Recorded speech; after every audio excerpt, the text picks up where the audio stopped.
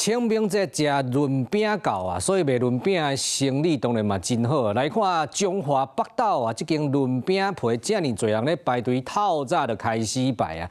一天會當賣偌濟，差不多要2萬張的餅皮啊。所以這個爐啊，36口爐全開，規家伙啊12個人來鬥3工啊，才有法度應付啊咱這個鄉親的需求啊。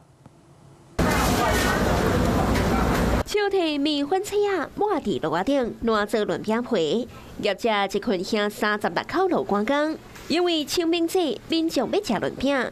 中華北斗出名的潤餅皮店，連假第一天就擺真濟人。36個爐子啊，人力大概是全家一起總動員，大概有12個人。那如果以張數來講，至少一天大概將近要快2萬張。大江上無愛賣2萬張的潤餅皮，店家無用試試，當然厝鄰通國小5年的囡仔也當來鬥卡手。今年受到原物料起價影響，店家一斤也起10塊，嚴格人客也是願意買。他是現做的，每一年我們都會來。同款佇中華，這間潤餅皮業者生意同款正興，內底有紅人參、豆乾、兩絲甲高麗菜，這個將潤餅搞起來，對鏡頭內底就會當看到員工攏無咧休困。嚴格除了實在起價，當然塑膠樂啊也變貴，業者只好起價。漲很快，就是要反映在售價上，不然沒辦法，東西太貴。就算起價，買起也是真旺。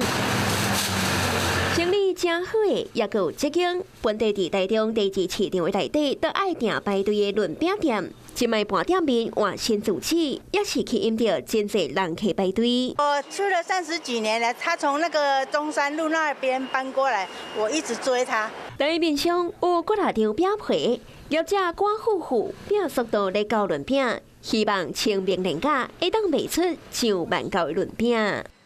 你好，我是宋燕明。想掌握最及時的新聞資訊嗎？趕緊訂閱、按讚、開啟小鈴鐺，鎖定華視新聞 YouTube 頻道。